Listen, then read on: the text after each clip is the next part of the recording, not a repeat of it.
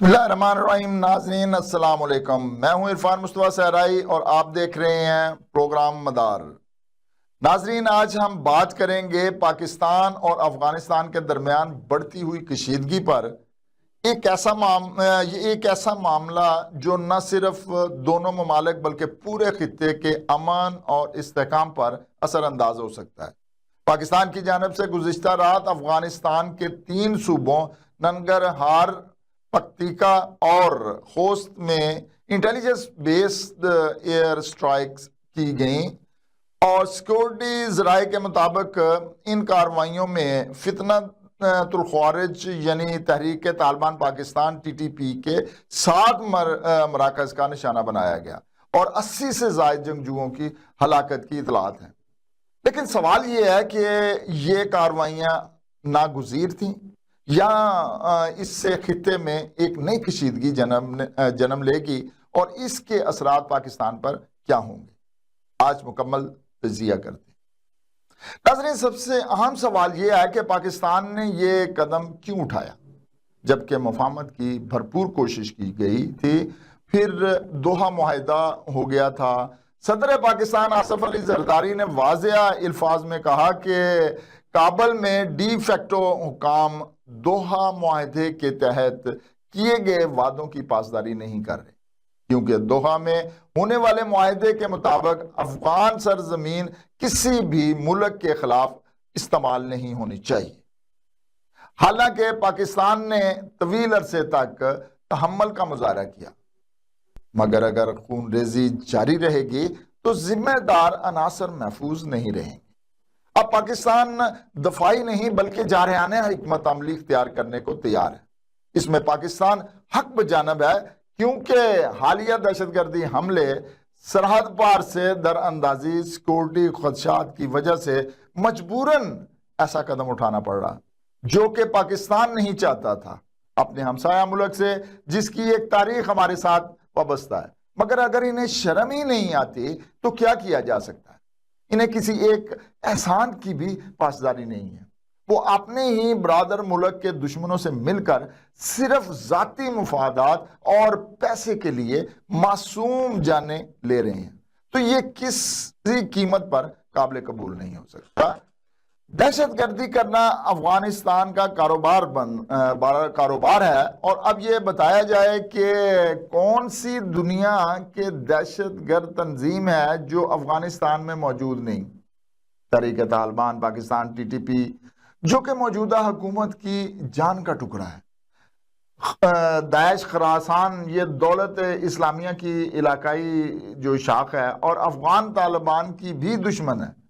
Al Qaeda, आलमी जहादी network, Haqqani network, Islamic movement of Uzbekistan IMU जो है, और फिर अफगानिस्तान की मौजूदा तालिबान हुकूमत आलमी सतह पर तस्लीम शुदा नहीं।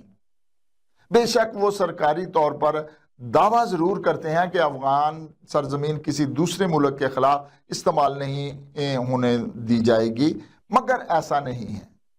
पाकिस्तान में बढ़ते दहशतगर्दी के वाकयात ने हुकूमत और एस्टेब्लिशमेंट को मजबूर किया कि साने इस्लामाबाद के शहदा का बदला कब लिया जाएगा, जो नमाज की गरज से मस्जिद में आए थे और शहीद हो गए।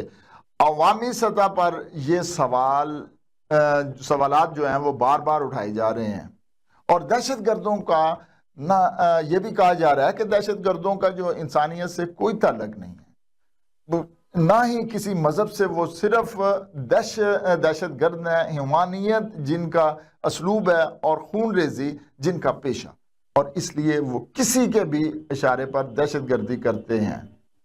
आजकल अफगान में पनाह गुज़ीर तंजीमों और खुद तालिबान हुकूमत भारत के इशारों पर नाच रही।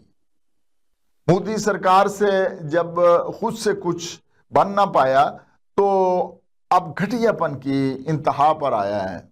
दुनिया में कहीं भी दहशतगर्दी होने वाले वाकयात के ताने बाने अफगानिस्तान सरजमीन से जुड़ते रहे हैं और अब भी जुड़ रहे।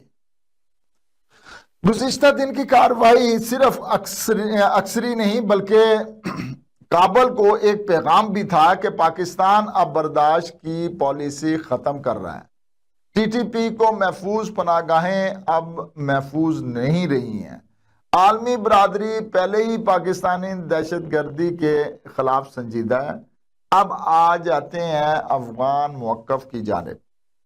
کابل حکومت اسے اپنی سرزمین پر حملہ قرار دے رہی ہے، حالانکہ پاکستان نے ہر حربہ استعمال کیا اور کوشش کی کہ کسی نہ کسی طرح سے معاملات کو سلجھایا جائے، مگر دہشت گردی کے نتیجے میں اپنے معصوم شہریوں کو کسی قیمت پر جان سے ہاتھ نہیں دھونے دے سکتے۔ اسی لیے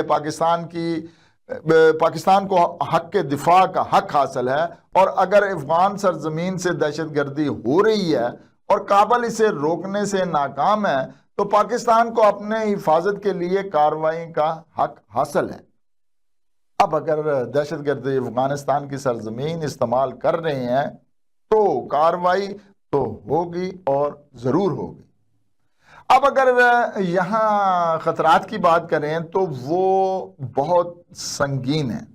سب سے پہلے دونوں ممالک کے درمیان جتنی دوری بڑھے گی، دہشت گرد گروہوں کو اس افراتفری کے فائدے اٹھانے کا موقع ملے گا۔